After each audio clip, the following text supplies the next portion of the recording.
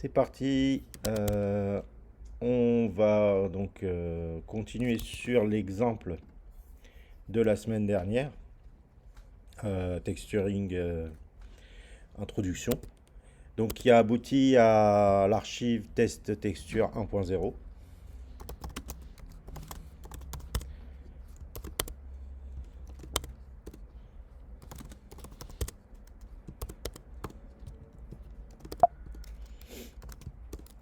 Donc dans cet exemple, on a créé nous-mêmes à la main côté fichier C.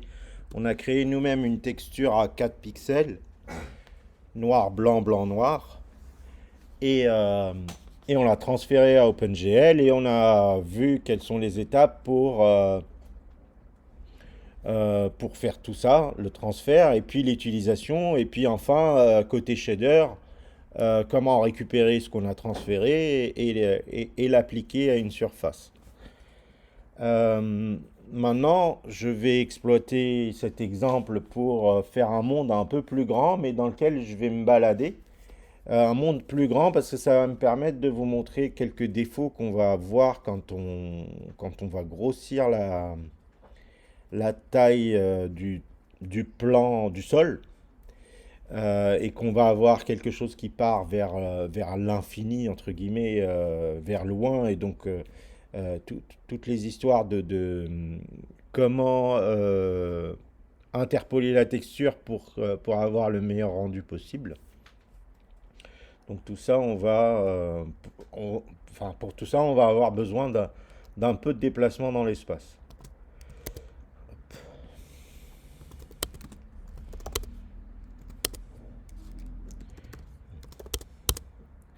Alors, vous avez peut-être retenu le fait que une fois dans le fragment shader, je ne sais pas si on était resté exactement sur ce code à la fin de la séance précédente. Une fois dans le fragment shader, on s'est doté d'une coordonnée de texture de l'objet qui est envoyé au GPU. Et à l'aide de cette coordonnée de texture, on allait chercher dans la texture qui s'appelle tech, qui est déterminée par cette variable-là, uniforme. Et donc, tech, je vais aller chercher dedans une certaine couleur dans la texture. Donc, la fonction texture est une fonction qui renvoie une couleur, RGBA. Cette couleur ici, elle est mixée à 50-50 avec la variable couleur, qui est aussi notre global qui s'appelle couleur ici, qui est envoyé par le CPU. Le x5 qui est là, c'est parce que on multiplie la coordonnée de texture par 5 pour demander à ce qu'elle se répète 5 fois. Rapide illustration. Là, ma texture qui fait 4 par 4 pixels texel, elle est répétée 5 fois. Si je passe à 15, d'ailleurs, j'ai même pas besoin de recompiler le code. Voilà, la même texture répétée 15 fois. On voit apparaître un effet au niveau du cube déjà, qu'on appelle un effet moiré, à cause de l'interpolation, en fait, des approximations d'interpolation qui génèrent cet effet au niveau de la grille des pixels de l'écran. Et c'est principalement dû à la manière dont on a choisi de paramétrer la texture. Donc cette manière de paramétrer la texture, bon, on a un peu vu rapidement, parce que la semaine dernière, on a été un peu pris par le temps, à cause de moi. Donc, on a un tout petit peu vu ces paramètres-là. C'était au moment où je créais la texture côté CPU. Donc ici, c'est toute la création de la texture, hein, mémoire comprise, côté CPU. Générer un identifiant de texture, activer cette texture, la binder, quoi. Set deux de ces paramètres, le paramètre minFilter et le paramètre magFilter. Déterminer la couleur de la texture en mémoire. -1 c'est blanc, 0 c'est noir, 0 c'est noir, -1 c'est blanc. Hein, c'est des valeurs en 4 octets par entier. Hein, c'est un GLU int, 4 octets par entier. Ça c'est l'entier le plus grand, -1. L'entier positif le plus grand, c'est -1. L'entier positif le plus petit, c'est 0. Donc -1 c'est blanc et 0 c'est noir. Ce tableau de pixels, vous le retrouvez ici. Et cette fonction, qui a énormément de paramètres, à la fin se retrouve avec le tableau pixel. Et ces paramètres, au fait, aident à OpenGL à comprendre ce que vous êtes en train de lui envoyer ici. Donc si vous vous trompez dans le paramétrage, bah, vous n'envoyez pas la bonne chose. Enfin, je vais me tromper, mais sans créer de problème. Je vais envoyer une texture de 1 par 1, donc j'envoie une texture de une couleur, hein, qui sera blanc. Voilà, ça c'est blanc. Ça c'est le texel blanc qu'on voit répété 15 fois, mais du coup qu'on ne voit pas parce qu'il est tout seul. Pareil, je peux très bien dire il y a une ligne et non, une colonne et deux lignes. Et là, je vais avoir ça. Enfin bon, voilà, on pourra s'amuser autant qu'on veut là-dessus, mais bon, on reverra ça après. Maintenant, ce qui m'intéresse, c'est un peu le paramétrage pour commencer. Et ensuite, l'histoire de, je vous ai dit, on va se balader dans le monde pour essayer de faire des trucs un peu plus sympas avec les textures. Alors, l'autre paramètre classique qui n'est pas ni reste ni reste, c'est choisi le texel le plus proche. Est-ce que vous aviez compris cette histoire d'interpolation? De choisir, est-ce que j'avais bien expliqué comment on choisissait le meilleur texel et tout ça? Ouais, Oui? linéaire. Et la différence entre linéaire et nearest. Oui, oui, mais en gros, qu'il y a une situation où on a plusieurs texels qui vont se battre pour une place dans un pixel, ou inversement, un texel qui va se retrouver étalé dans plusieurs pixels. Hein. Le premier cas, donc des texels qui se battent pour un pixel, c'est une minification, c'est-à-dire l'espace est plus petit, c'est ce qu'on appelle le minify. Donc là, clairement, on n'est pas dans du minify. Donc si je change la méthode nearest pour l'autre méthode qui est linéaire, oups, qu'est-ce qui s'est passé? Li, c'est passé quoi? Pourquoi j'ai 4 erreurs qui apparaissent d'un coup? Ce truc qui se rajoute tout seul, là, il m'énerve. Je pense que c'est lui qui génère des erreurs. Hein, vous avez vu ce que j'ai enlevé là à l'instant? Ça, c'est mon éditeur qui me rajoute automatiquement ça, alors que c'est déjà inclus là-dedans. Donc ça produit une sorte de double inclusion ou un souci d'inclusion. Donc désolé. Donc il n'y avait pas d'erreur à part ce truc-là. J'ai remis la texture à 2 par 2. Je vous montre simplement que le résultat est strictement le même parce qu'on ne fait jamais de minification de la texture, c'est-à-dire plusieurs texels qui se battent pour une seule place de pixels. Ça serait cool que ce truc-là se mette par là. Voilà. Hop. Et donc le linéaire ne change strictement rien dans ce cas-là, ce qui est logique. Nous, on est plutôt dans un cas de magnify, donc maximiser. On a peu de texels qu'on envoie vers beaucoup de pixels, donc un grossissement des texels. On est dans magnify, donc ici, si vous mettez linéaire, vous verrez une interpolation linéaire entre les texels au lieu de voir un choix du meilleur texel. Hein, donc là, on est dans du linéaire. Vous avez le pixel blanc, le pixel noir, le texel blanc, le texel noir, le texel blanc, le texel noir. Je vais enlever les couleurs et je vais enlever le 15 là. Le 15 c'est artificiel, c'est pas la bonne manière de mettre une multiplication de coordonnées de texture. Laissez-la tranquille ici. Je vais vous montrer comment faire proprement. Je vais enlever le mix de couleurs aussi. Je vais simplement utiliser texture. Donc je demande à ce que le fragment aille chercher simplement la texture. Une fois. Donc voici la texture en une fois qui est maximisée. Vous voyez, c'est centré dans la couleur du texel. C'est-à-dire le pixel.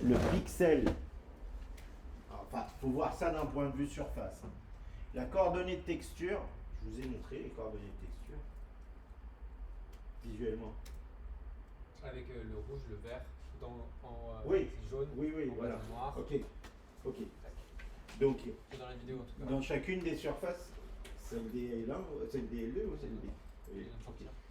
Donc la surface, il faut vraiment imaginer que vous avez vraiment un autre espace dans lequel vous évoluez, hein, c'est l'espace de la surface, qui est plan. Donc sur cet espace-là, qui commence à 0 et qui se termine à 1, vous mappez la texture et vous voyez que donc, au centre, on a fait un linéaire. Ici, par exemple, si je prends à la souris, je vous montre ce point-là. Ce point-là que j'entoure avec ma souris, il est à quelles coordonnées? Est-ce que vous devinez à quelles coordonnées il est? On est au quart de l'image, en gros. Voilà, quart ici et quart ici. 0,25, 0,25. 0,25, 0,25. S'il va complètement à gauche ou complètement à droite ou complètement en haut ou complètement en bas, le texel le texel le plus proche de lui, c'est le texel blanc. Mais quand il va vers la droite ou vers la gauche ou vers le haut ou vers le bas, il tire vers le noir, vers les voisins en fait. Vers les texels voisins, le noir en haut, mais le noir en bas, de manière cyclique. Le noir que vous avez en haut, vous l'avez aussi quelque part virtuellement en bas. Ce que vous avez là en haut, vous l'avez virtuellement là en bas. S'il y avait une coordonnée négative. Ah oui, ok. Et pareil, vous l'avez virtuellement à gauche et vous l'avez réellement à droite. Donc cette interpolation, elle est faite au fait avec les texels voisins. Plus vous êtes plutôt centré sur un texel, plus vous allez prendre sa couleur à lui. Et c'est ce qui se passe ici. Donc une interpolation linéaire, il se passe donc une interpolation linéaire au lieu de faire un choix binaire, c'est lui ou lui. Le choix binaire, lui ou lui, c'est ni reste. Et hop, ça recommence. Pardon, toujours cet include, je vais le mettre en bas, même si j'en ai pas besoin. Comme ça, au moins, il ne générera pas d'erreur. Voilà, donc là, j'ai beau aller au proche de la frontière, ici, qui va passer à côté de ce texel noir. Au fait, ici, le ni reste, il fait une sorte de caste. Comme quand vous faites, vous enlevez les chiffres après la virgule, un caste entier. Donc, jusqu'à 0,5, le texel le plus proche, c'est 0. Voilà. Et à partir de 0,5, c'est 1. Et là, je bascule sur le deuxième. OK. Donc si ça, c'est OK. Donc la prochaine étape, bon, peut-être paramétriser cette histoire de coordonnées de texture. L'idéal pour paramétriser la coordonnée de texture, c'est de la faire au niveau de chaque objet dessiné. Donc, avant de dessiner chacun des objets, on va... voilà, par exemple ici. On va s'inspirer de cette ligne-là. On envoie une variable uniforme. Donc les variables uniformes s'envoient toujours à peu près de la même manière.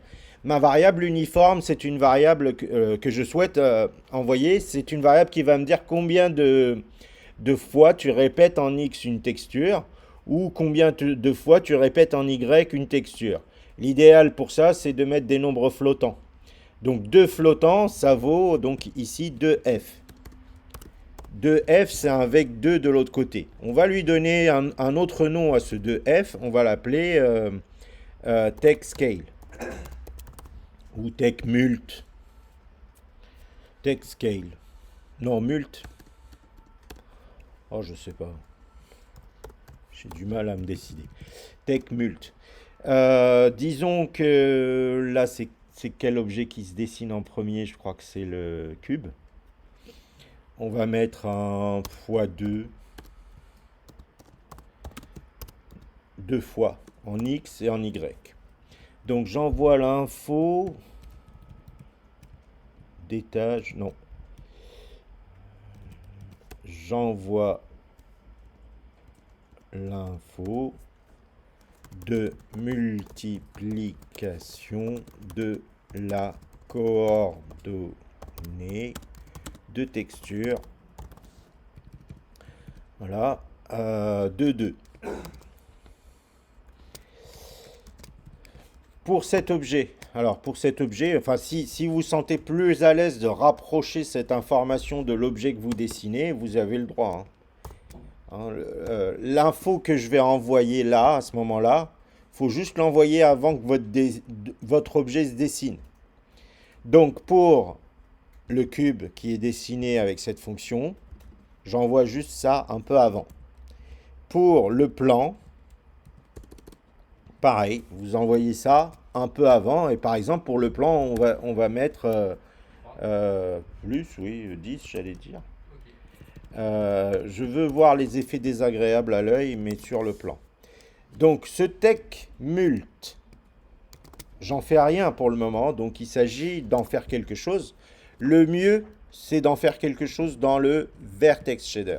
Parce que moins de sollicitations dans le vertex shader que dans le fragment shader. Un fragment, c'est un pixel.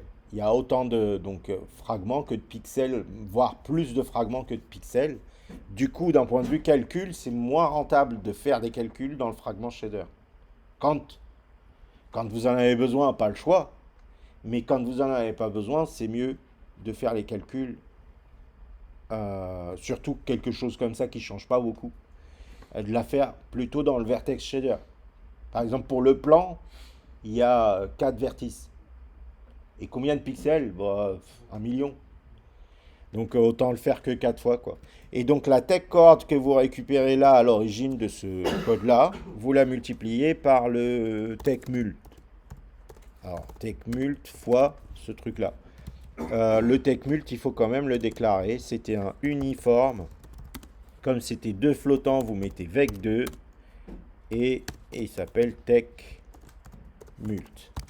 Et là, ça va câbler la variable GPU à l'aide de cette fonction.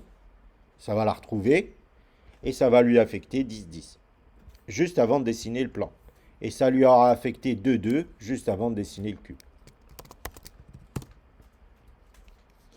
Voilà. Le plan, il est techmult 10 fois. Le cube, il est techmult 2 fois.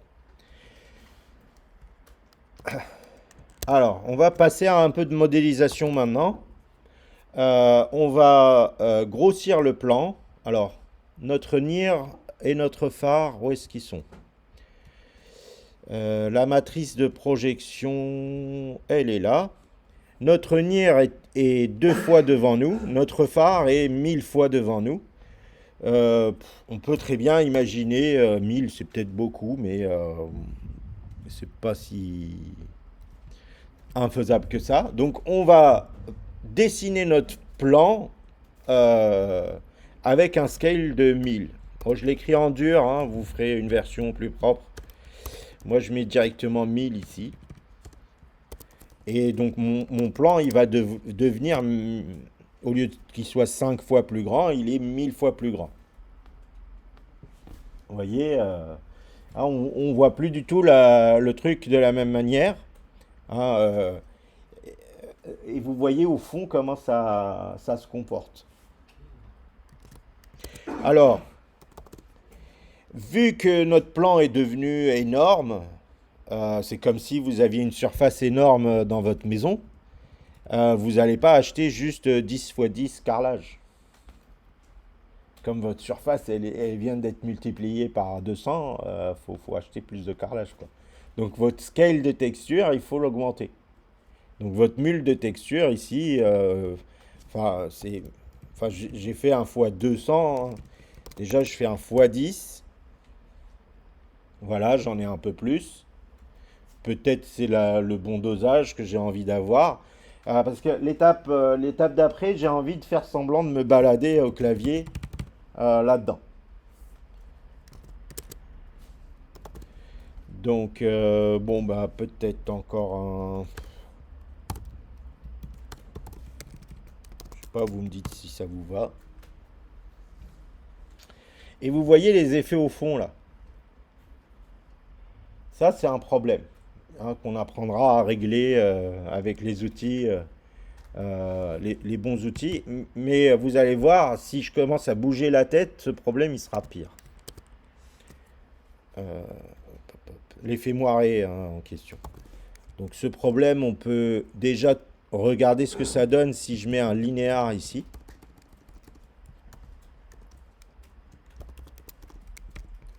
Hein, regardez l'horizon. Hein. C'est un tout petit peu mieux, mais c'est pas beaucoup mieux. Et c'est surtout, j'ai pas du tout envie que mes carrelages ressemblent à ça, ici. Donc ça fait un peu mieux au fond, mais c'est carrément pire devant. Donc c'est pas une solution. On va revenir vers le nearest pour cette partie-là, en tout cas. Et on va commencer à imaginer comment on se balade dans cet univers-là. Où est-ce qu'on est? Où est-ce qu'on est? Donc quand je dis où est-ce qu'on est, où est-ce qu'elle est la matrice vue? La matrice vue m'indique que je suis en 0 en X, un peu en hauteur, 3. Je suis décalé vers l'arrière, 12. Hein, l'axe des Z, rappelez-vous, c'est derrière vous. Et vous regardez 0, 0, 0.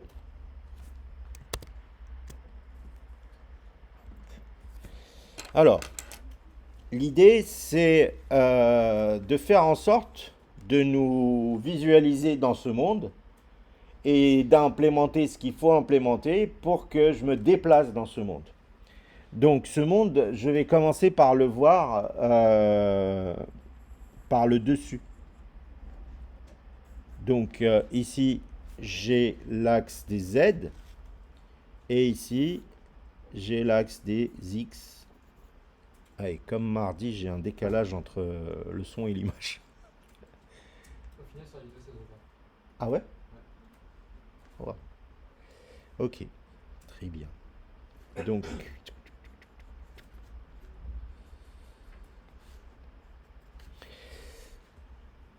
voilà. Donc, vous voyez, le carrelage, il est là.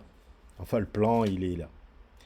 Et, et peut-être, moi, je me vois plutôt ici vers le 12 en question que j'ai noté, ou à la limite, je peux très bien me mettre là et puis reculer pour voir le cube, ou éventuellement me positionner le cube ailleurs. Enfin, voilà. Hein, disons que pour commencer, l'idéal, c'est peut-être se positionner au centre du monde.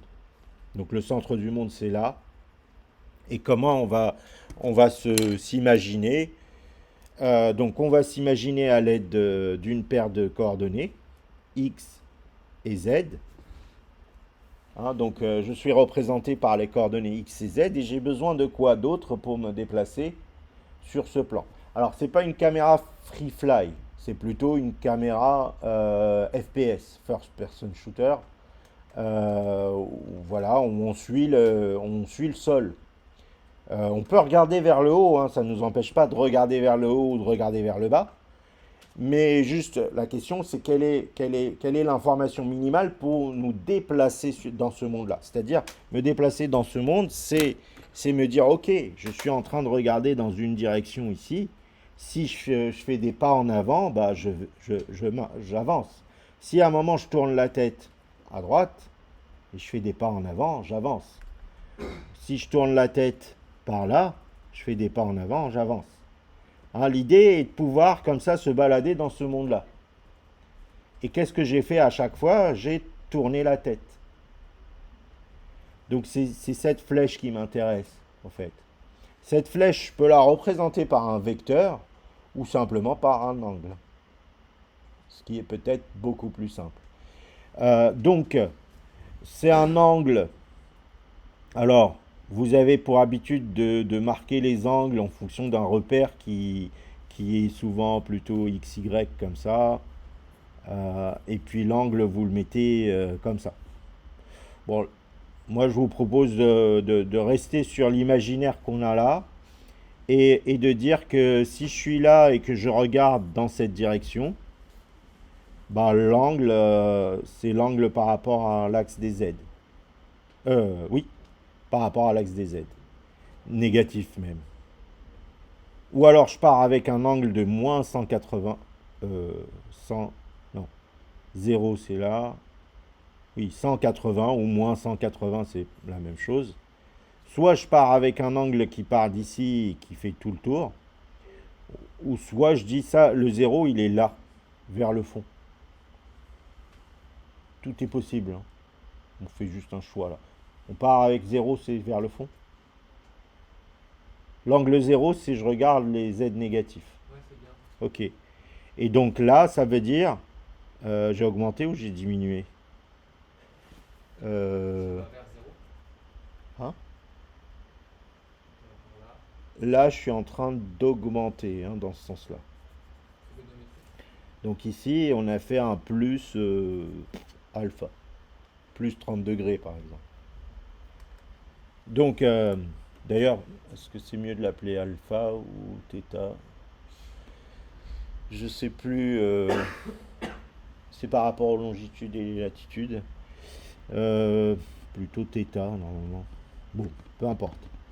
Donc j'ai un angle, je vais appeler θ, et j'ai une coordonnée x, z. Et ça me suffit au fait pour me... Enfin, ça devrait me suffire pour me balader dans ce monde-là. Voilà.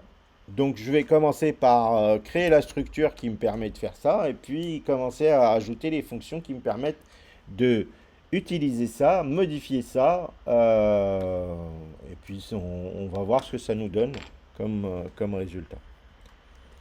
Alors, hop. Donc l'idée c'est quelque part par ici, peut-être avant, on se crée une structure caméra, struct cam t, cam t, struct cam t. Cette caméra possède deux flottants, un x, un z, et un flottant, gl float, θ.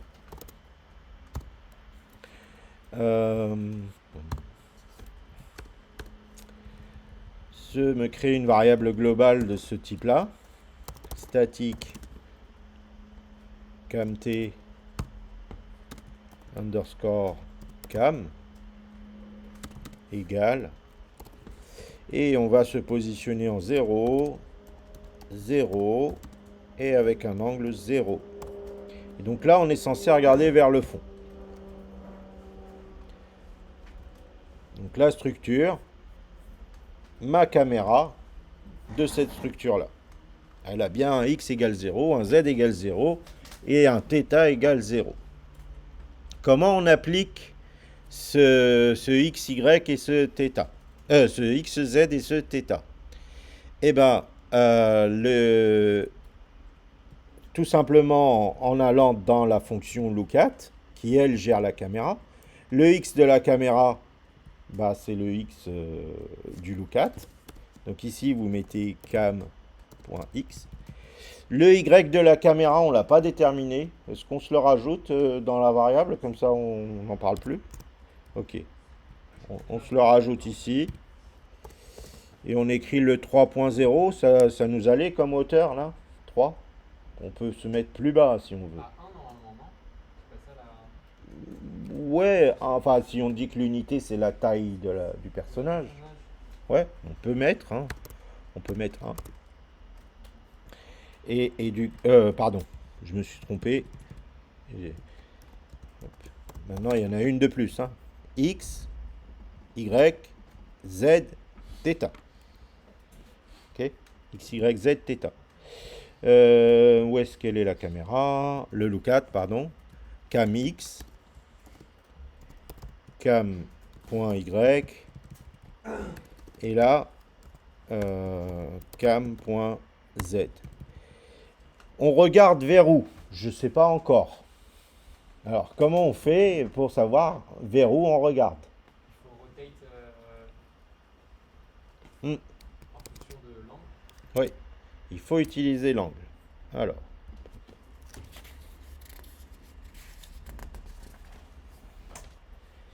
Alors, qu'est-ce qui se passe? Alors, le plus simple, quand vous souvenez plus exactement des histoires de trigo, hein, déjà, bien dessiner vos repères. Prenez un angle assez caractéristique, enfin, pas quelque chose par exemple comme 45 degrés qui est au milieu et vous savez pas trop faire la différence entre cosinus et sinus. Donc disons, je prends cet angle-là qui est proche de 30 degrés. Hein, disons, ça ressemble à du 30 degrés à peu près. Donc la question à se poser, c'est quand cet angle il vaut 30 degrés, je regarde vers où? Euh, quel est le Z vers lequel je regarde et quel est le X de la direction vers laquelle je regarde. Hein, donc ça, c'est se poser des questions sur ça et ça. Essayer de déduire quelle est la bonne valeur à utiliser pour avoir en fait les coordonnées de ce point vers lequel vous regardez. Hein, vous êtes ici, vous regardez là.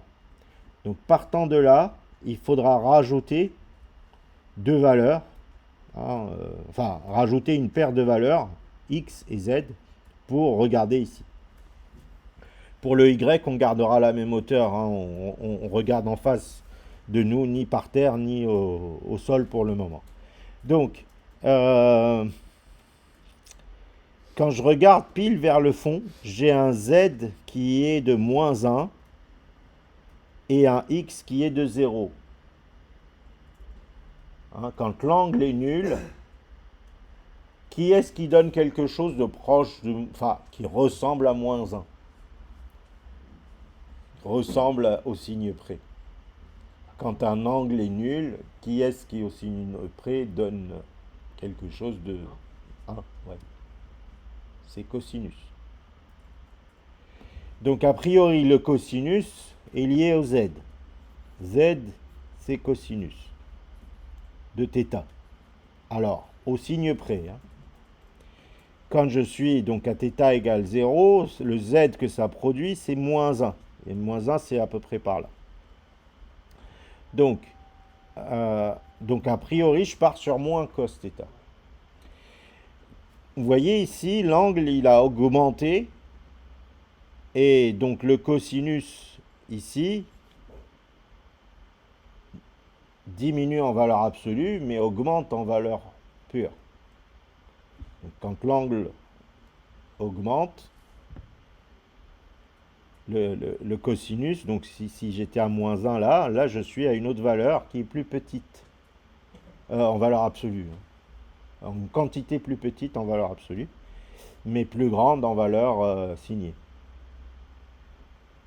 Non. Non, pas du tout. J'ai pas compris.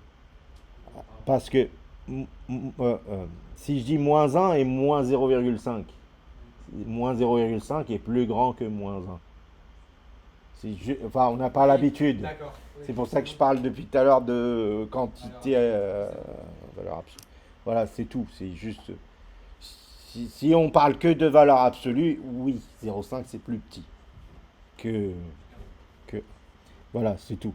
Donc, mais cette quantité qui diminue, c'est le cosinus, pareil. Donc, a priori, il est bon notre z. La question, c'est qu'est-ce que notre x, il suit quoi? Bah, notre x, il diminue, enfin, il va vers les négatifs. Il augmente, mais en diminuant. Voilà, il augmente en quantité neutre, Distance de zéro. quantité positive, voilà, en distance de zéro. Mais en vrai, il diminue. Donc c'est toujours un moins. Et là, pour le coup, c'est sinus θ. Donc a priori, notre x, c'est ça. Donc en réalité, on est là, en x, y, z. Et on regarde ici, on regarde ce point-là, qui est x plus moins sinus θ. Voilà, je vais faire une parenthèse plus grande. Alors, le plus moins sinus θ. Oula, on ne voit pas là. Désolé pour... Donc, x plus moins sinus θ. Y, bah, on regarde au même y. Et z plus et moins cosinus θ. Alors, on regarde à une distance 1 ici, hein, pour se simplifier les calculs. Sinon, si j'avais une distance d, je mettrais d fois moins sinus ou d fois moins cosinus. Voilà. Ça, c'est le côté... voilà, je fais mon schéma pour essayer de comprendre ce que je suis en train de faire. Et ensuite, je fais mon code pour le faire. Alors, bon, je vais l'écrire directement là. Ça va pas être super joli, mais... Donc, ça va faire cam.x, pas comme, cam.x plus moins sinus θ. On va mettre directement moins. Hein. Sinus cam.θ.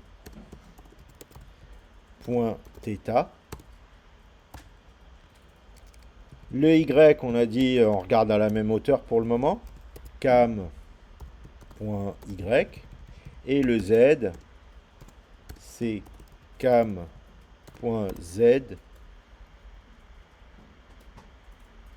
moins cosinus cam.θ.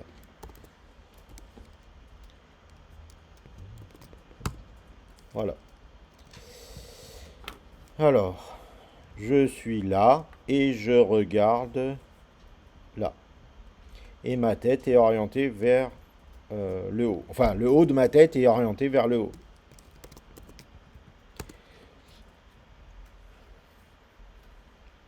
Je compile, j'exécute. Je sais pas trop si c'est OK ou pas. Ah, le cube, on le voit plus. C'est normal, je suis au même endroit que lui. Je suis pile au même endroit que lui. Soit je le bouge à l'init, soit je me bouge à l'init. Alors, on peut se bouger maintenant dans la caméra à l'init pour voir si ma caméra suit bien le mouvement. Alors, je recule un peu. Les Z positifs sont derrière. Je vais reculer de 6. Normalement, le cube, je le vois un peu plus gros. Voilà. Et on regarde le cube. OK. Le but, c'est de choper la souris avec SDL là. Le but, c'est d'abord de choper le clavier pour faire flèche devant, flèche arrière. Ouais, Ouais. Oui, je peux faire aussi, mais bon. J'ai pas l'habitude. Vous me direz quelle touche.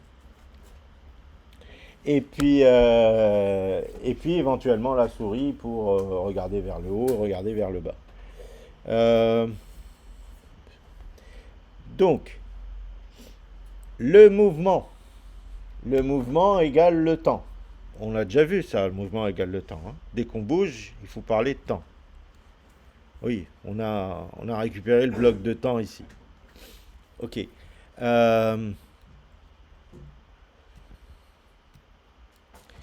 Donc le mouvement égale le temps, mais pareil, hein, quand vous bougez, il faut calculer, donc quand vous bougez à l'aide du clavier, il faut calculer les mouvements en fonction du temps, et pas en fonction d'autre chose.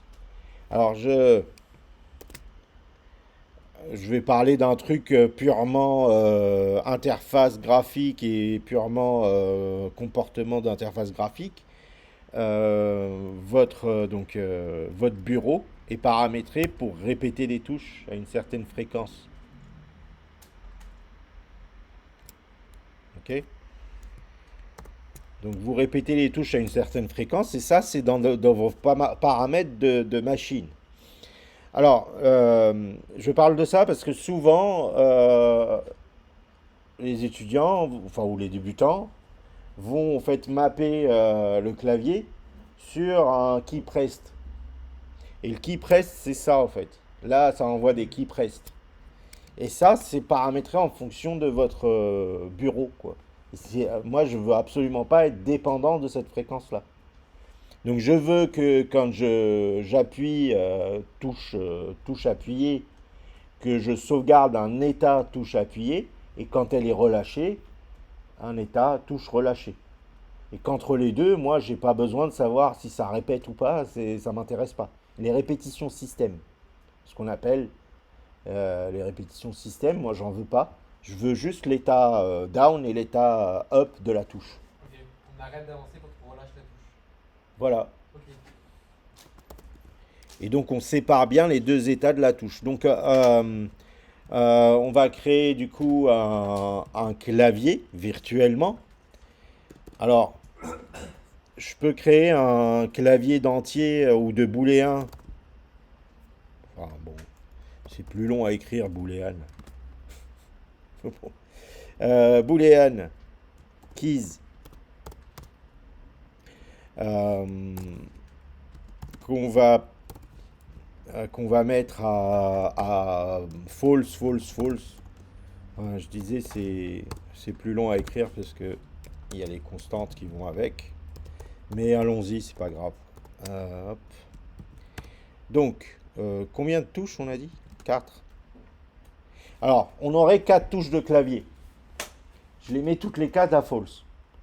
L'idéal, c'est au lieu de dire 0, c'est celle-là, 1, c'est celle-là, 2, c'est d'avoir un énum dessus. Donc, si vous êtes d'accord, moi je ferai plutôt enum, un enum juste avant pour dire, je sais pas moi, K pour clavier. Donc, forward pour aller devant. ok. Ce serait elle la première. Avant, arrière, gauche, droite, ou je sais pas dans quel ordre. Bon, je fais comme ça me vient, hein. Avant, arrière, gauche, droite. Ça marche. K forward, K backward, K left et K right. Avec juste la première qu'on met à 0, comme ça on est sûr. Enfin, a priori, c'est le comportement par défaut. Et donc, en gros, ces 4 énums-là, ils vont juste me servir à taper dans le tableau ici correctement, en sachant que ça, c'est pour la avancer, ça, c'est pour reculer, ça, c'est pour aller à gauche, et ça, c'est pour aller à droite. Donc ensuite, je crée deux fonctions pour mapper le clavier. Une pour dire que c'est actif, une autre pour désactiver. Donc la première, je vais l'appeler key D pour key down. Elle va recevoir un signal qui code. Elle va en gros recevoir donc le code de la touche clavier et key up, key U avec key code. Je map les deux, enfin je set les deux callbacks de fonctions clavier de GL4D. GL4DUW key down func key D et key up func key U. Ces deux fonctions, elles sont déclarées là mais pas définies. Donc je vais tout en bas et je vais les remplir. La première, donc on fait un switch sur keycode avec un case. Alors, pour avancer, c'est quoi? Q, A, C'est Z. Z. C'est en AZERTY. Azerty, ouais. Alors, G, L, K, D, K, Z. Break. Et donc, quand on a un Z, qu'est-ce qu'on fait? On fait keys de K forward reçoit GL true.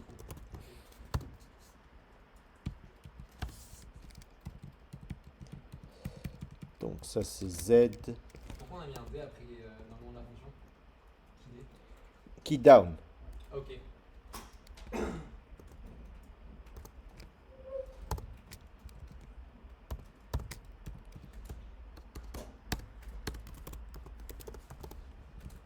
Alors, Z et S, c'est ça? En arrière, c'est S. S c'est l'arrière, ouais. Et S et Q left et D right. Voilà. Enfin, en gros, hein, pas besoin de beaucoup plus que ça. Ça, c'est donc une fonction qui va mapper votre vrai clavier sur un clavier virtuel qui s'appelle Keys. Qu'on va utiliser après pour bouger notre perso. Enfin, bouger notre perso qui est simplement une caméra. Et pop, pop, pop. Je copie-colle exactement key down dans key up, dans key U. Et je remplace juste les trous par des false.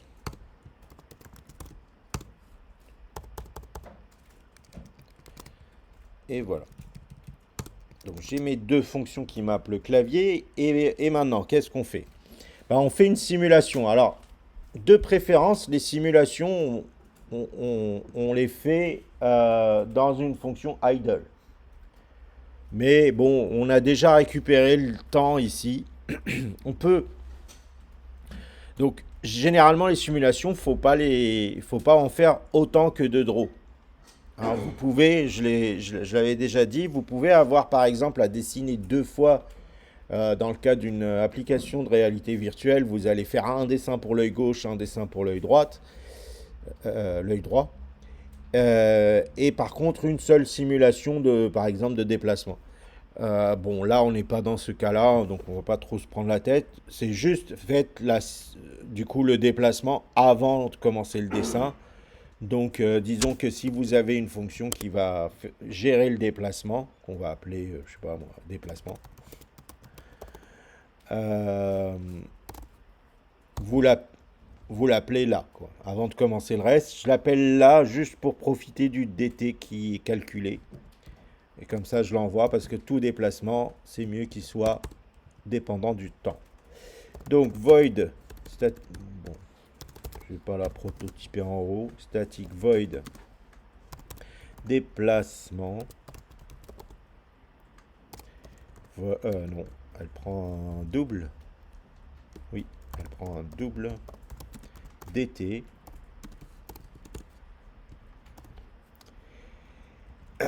Et elle s'occupe de déplacer la caméra. Comment se déplace la caméra? Bon, on va commencer tranquillement. Un déplacement avant-arrière. Alors, est-ce que la caméra peut à la fois avoir une touche et une autre touche? La réponse est oui. Je peux à la fois avancer et tourner à droite, reculer et tourner à droite ou tourner à gauche, etc. Je peux à la limite même dire, je peux avancer et reculer en même temps. Je veux dire, qu'est-ce qui m'empêche de dire, ok, tu as appuyé sur la touche avance et la touche recule, bah, tu restes là où tu es, même si tu as essayé d'avancer et de reculer en même temps. Donc en gros, la question que je me pose, c'est est-ce que je fais des if, else if ou un switch, ou est-ce que je fais des if, en fait, qui sont complètement indépendants les uns des autres? Et la réponse, c'est on peut très bien faire un if dans ce cas-là, indépendant pour chaque cas. Donc en gros, on teste chacune des touches de notre clavier virtuel, keys. Si avant, donc avant c'est key forward. Qu'est-ce que je fais quand c'est avant? Si arrière, qu'est-ce que je fais? Si à droite, qu'est-ce que je fais? Si à gauche, qu'est-ce que je fais? En gros, c'est ça. Hein. Si celui-là, je fais quelque chose. Si l'autre, je fais quelque chose. Si l'autre, si l'autre. Alors, si devant, derrière, left et right. Alors, les deux faciles, c'est left et right. C'est tourner la tête, c'est facile ça. Qu'est-ce qu'il faut pour tourner la tête? Ah, on veut changer l'angle là de direction. Voilà, on change juste l'angle de... On change juste l'angle θ. Ah, donc on veut bouger. Ok. Left et right, on change l'angle de la tête. Ok. Moi, je sais qu'on faisait un pas de côté avec le travail. Ah, non, non. On bougeait avec la souris après. Oh, vous ferez ça pour vous. Ça marche, ça marche. On fait le truc simple, on tourne la tête. On tourne la tête avec... Ok, ok. Donc, qu'est-ce qu'on fait? On modifie juste θ de caméra. Cam.θ. Alors, à gauche, il augmente θ. Plus égal de combien? Bah, vous pouvez donc vous mettre dans la tête. Dans le monde virtuel, je fais combien? Il me faut combien de temps pour faire un tour complet? Ou en une seconde, qu'est-ce que j'ai fait comme tour?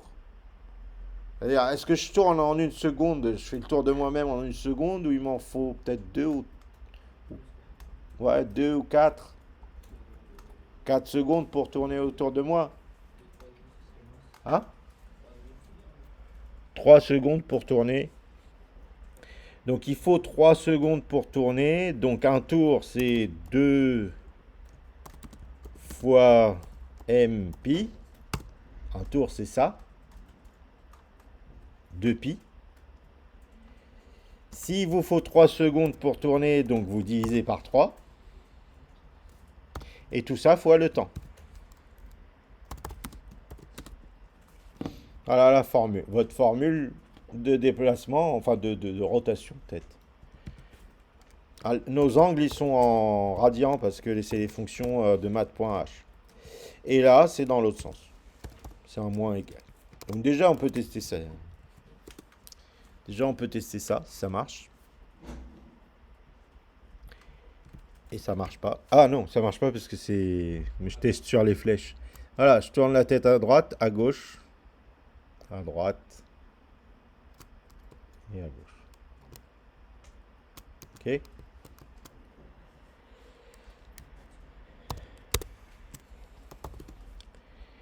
Maintenant, quand j'avance, qu'est-ce qui se passe? Quand j'avance, j'avance dans la direction où je regarde. Mais je l'ai déjà, le truc de direction où je regarde, je l'avais déjà fait le calcul. C'est ces formules-là, en fait. Hein, je suis à cet endroit-là et j'essaye d'atteindre cet endroit-là, en fait. Donc, en fait, la direction vers laquelle je vais, c'est moins sinus cam θ pour les x et moins cosinus cam θ pour les z. Ok. Ça prend la direction dans laquelle on regarde. Ouais, Ça nous fait avancer d'un pas. ouais, voilà. Donc, effectivement, le pas, on peut le déterminer à l'avance, éventuellement. Euh, cam, oh, pardon, cam.x, c'était moins sinus, hein, plus égal moins, donc un pas, fois toujours le temps, fois sinus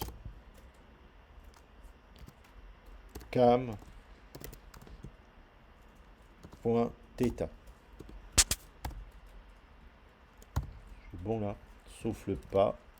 Hop, je vais me mettre ici, const gl float pas égal, et puis je sais pas, on essaie, on avance de 2 unités par seconde. Voilà, ça c'est x qui change et z change aussi. Et z c'était quoi? Moins cos. Ouais. Devrait être bon. Ça c'est quand j'avance. Quand je recule, le moins devient plus. Enfin c'est moins moins et du coup plus. Donc j'enlève les moins ici. Et je devrais être bon. Juste, j'ai pas l'habitude du clavier. Ouais, on recule pas très vite. J'avance. Ouais, j'avance et je recule assez lentement. Je tourne la tête. Ça a beaucoup. Ouais, bon. Je vais quand même augmenter le pas, hein. On va faire un 10 ou un 15 ici. J'avance. Je recule. Et je tourne en même temps. Là, j'avance et je recule en même temps, donc ça bloque. Gauche-droite en même temps, ça bloque. J'avance et je tourne. Je recule. Donc tout a l'air ok là. Alors, et maintenant, on observe ce qui se passe au fond. Ah, donc au fond, on n'aime pas trop ce qui s'y passe là, ce frétillement. C'est un des trucs qu'on va essayer de corriger. euh, qu'on va bon, commencer à corriger, peut-être pas aujourd'hui encore. Ouais. Aujourd'hui, on va juste. Ouais, il me reste un quart d'heure. Est-ce que vous On pouvez va. me montrer où est-ce que Ah, vous avez appelé le keyboard? comment j'ai fait pour mapper les keyboards là. Dans Funk, Funk. Ok, vous avez juste deux fonctions, une qui met à faux et une qui met à vrai. Oui. Ok, merci. Ouais. Donc oui, juste non.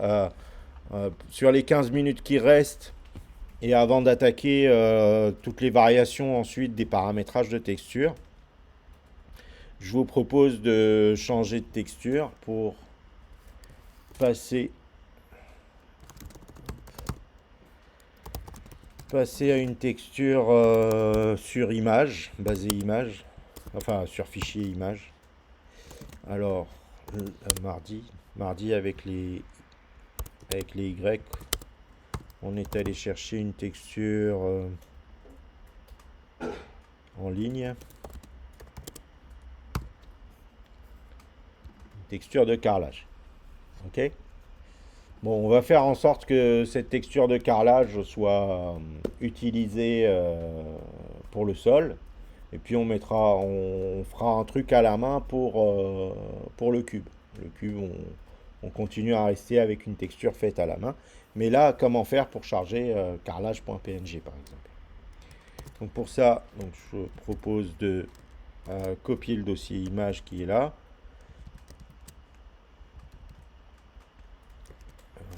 Je le copie là. Je reviens vers mon exemple. Je fais quand même attention au makefile de récupérer tout ce qu'il y a dans mon dossier image quand je fais l'archive plus tard. Donc là, c'est déjà OK. Et là, on va utiliser la bibliothèque qui permet de charger des images. Et c'est pas juste SDL load BMP parce que c'est pas une BMP, c'est une PNG. Donc avec SDL, on peut load d'autres types d'images à l'aide de SDL images. Js include SDL image.h. Alors, on va load l'image en dur. Je propose pour le moment de la load directement à la place de cette texture là. Hein, donc je commente rapidement, mais je vais la remettre ensuite la texture faite à la main. Je vais la load ici. Donc pour charger une image avec SDL, il faut créer une surface que je vais appeler S et je vais utiliser la fonction qui s'appelle imgload qui prend en paramètre le nom d'un fichier image carrelage.png. Et si tout se passe bien, alors je me mets un assert parce que il y a intérêt que ça se passe bien. Je veux pas sinon gérer une situation où l'image n'a pas été bien chargée, donc je mets un assert. Si tout se passe bien, donc j'ai une surface S qui est mon carrelage. Alors cette surface S, elle n'est pas nécessairement au bon format de transfert pour OpenGL. On va voir, peut-être on va avoir un bug, peut-être pas. J'espère qu'on aura un bug visuel, mais c'est peut-être pas le cas. J'ai pas vérifié le type le format de l'image. En gros, ma surface S, SDL, alors on a vu un peu au premier semestre les surfaces SDL, c'est pas une structure très compliquée, hein. Vous avez en gros à retenir que vous avez S flèche W pour la largeur, S flèche H pour la hauteur. Après, vous avez des S flèche. Alors, je vous montre rapidement S flèche format pour le pixel format. Et donc, c'est là où vous allez pouvoir voir si c'est RGBA, si c'est juste RGB, si c'est BGR, etc. Mais nous, on s'en fiche. Nous, on veut que toutes nos images SDL soient RGBA. Alors, ce qui n'est pas le cas forcément ici, hein. Pour que Pixel match, S-Flash Pixel match très bien notre format RGBA qui est là. Et donc, bon, j'ai pas fait grand chose et normalement, j'ai une image. Alors, je compile, mais ça linke pas. Ça linke pas parce que dans le makefile, il faut qu'on rajoute moins à la fin au link, moins L SDL image. Moins L SDL2 image.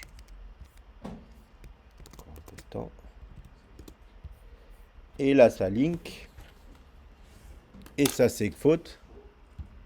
Et c'est probablement parce que le format, il est pas bon. Alors, file, image. Et c'est très bien, hein, c'est ce que, à la limite, je cherchais. Ah, il n'y a pas d'alpha. Où est-ce que vous voyez? PNG. Ah, RGB. Oui. Il n'y a que RGB. Ouais, que RGB. Donc que RGB, donc il faut peut-être essayer. Alors si c'est, oui, c'est ce paramètre-là, hein. Il faut essayer RGB. Et encore, on n'est même pas sûr. Bon, ça marche. Là, ça marche. On a géré le truc. Mais attention, vraiment, j'ai vu que ça, c'était très variable selon votre bibliothèque SDL, par exemple, ou même selon votre OS, etc. Même si votre image elle est RGB, parfois SDL il la lit RGBA. Il y a eu des versions d'SDL où en fait on croyait qu'elle était RGBA du coup, mais non, c'était lui qui rajoutait le A tout seul. C'est chelou. Donc on a envie de se prémunir de ça. Si vous vous souvenez, au premier semestre, on avait fait un code où on binarisait une image. Vous vous souvenez, Mona Lisa, tout ça. On avait fait le feu de forêt. Hein? Avec basé sur une image. Avec une densité basée sur une image. Et donc je vous avais donné des codes pour lire des images. Hop. Et donc celui-là par exemple. Donc dans ce code-là, pour que l'image, je la copiais sur la surface avec exactement les mêmes caractéristiques, en fait j'utilisais une fonction SDL create RGB surface avec les caractéristiques de mon écran. Donc vous voyez ici, cette fonction est appelée pour demander quelque chose de la même dimension que mon écran en 32 bits avec mes RGBA masques. Et donc en fait, en réalité, ça, on peut s'en servir de nouveau. Hop, hop. Donc cette ligne de création, alors plus ou moins, hein, on va s'en servir plus ou moins de nouveau. Donc on va quand même la modifier. Hop, hop, hop. Les R masques, G masques, P masques et A masques, vous allez les trouver dans la sous-bibliothèque GL4DP qu'on avait utilisée au premier semestre. Hop, je retourne vers ma ligne. Donc ça y est, c'est corrigé.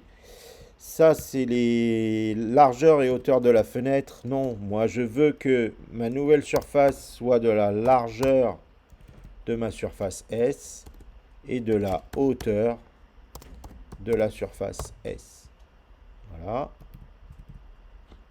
Et tout ça dans une nouvelle surface, SDL, surface, étoile, D égale ça. Donc, j'ai une surface S. Elle est chargée. On teste, assert. Juste derrière, je crée une nouvelle surface de type RGBA 32 bits que j'appelle D. Elle est vide. Entre les deux, j'utilise... J'aime pas quand il me fait des retours à la ligne, comme ça. Entre les deux, j'utilise la fonction SDL Bleed Surface. Voilà. Bleed Surface qui copie une surface vers une autre surface. Donc vous copiez la surface source avec un rectangle donné vers la surface destination avec un rectangle donné. Donc une sous-partie de source vers une sous-partie de destination. Si en réalité vous ne voulez pas de sous-partie, à la place des rectangles, vous mettez nul. Donc si vous voulez que S en entier soit copié vers D en entier, vous mettez ça. Et donc là, D, c'est la version RGBA de S. Et là, vous pouvez libérer S, SDL Free Surface S, parce qu'on n'en a plus besoin. Et par contre, là, on va utiliser D, parce que D est bien comme on aime, c'est-à-dire simplement RGBA. Et ça, c'est quelle que soit l'image d'origine. Ça peut être un GIF à 256 couleurs, donc à une couche. Ça peut être une image en niveau de gris. Ça peut être n'importe quoi. Elle sera convertie en RGBA. Et comme ça, nous, on ne se prend pas la tête derrière avec OpenGL à essayer de gérer tous les cas possibles de transfert ici. On peut faire une fonction avec ça et... Bah, en vrai, voilà, à chaque fois que je load, derrière, je fais une conversion comme ça. Ok. Et derrière, je peux free la surface une fois qu'elle est copiée dans OpenGL. D aussi, je peux la free surface.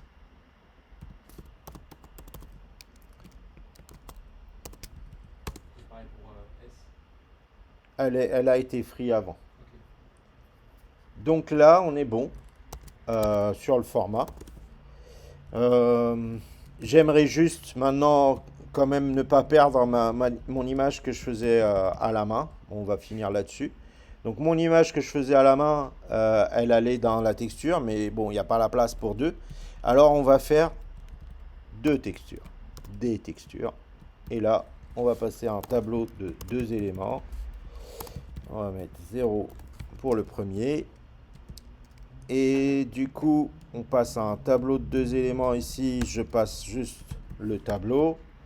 Je dis qu'il y en a deux. Et là, je bind l'élément 0. L'élément 0, disons que c'est... Bon, je fais un gros copier-coller de tout ça. Disons que l'élément, donc 0, que j'ai bindé là, ça va être le truc fait à la main. Donc je pars de ça. J'enlève la partie SDL. Hop, voilà. Ça c'est... On bind le 0. On set la texture 0. On va mettre un peu de couleur ici. On va passer...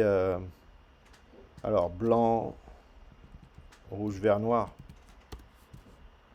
RGB de 255 0 0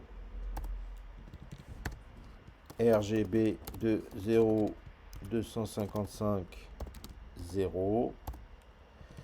On va mettre bleu et RGB de 0 0 255. Donc on met rouge vert bleu, blanc rouge vert bleu. Dans les pixels, on dit que c'est 2,2 et c'est fini pour la première texture. La deuxième texture, elle est lue à partir d'un fichier et c'est fini. Et ensuite, au moment du dessin, je bind alors pour le cube, je bind la première. Je rapproche ça du dessin de cube, comme ça je suis pas perdu. Par exemple là. Juste pour pas être perdu, hein, sinon c'était juste. Et juste avant de dessiner le plan, où est-ce qu'il est le plan? Là. Je bind l'autre texture. Hein.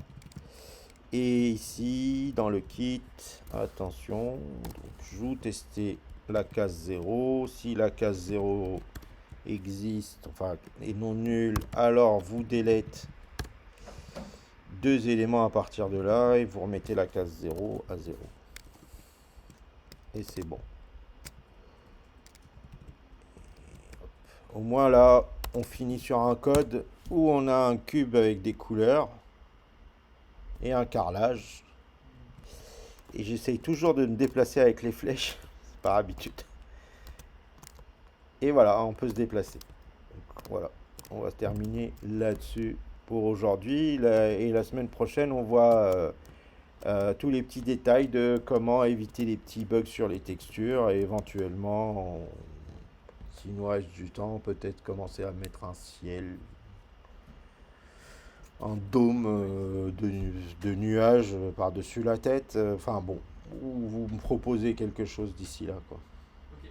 pour qu'on voit ce qu'on fait. Il nous reste juste quelques découvertes de paramètres de texture à faire et c'est bon. Voilà, c'est bon pour aujourd'hui. Ok. Merci.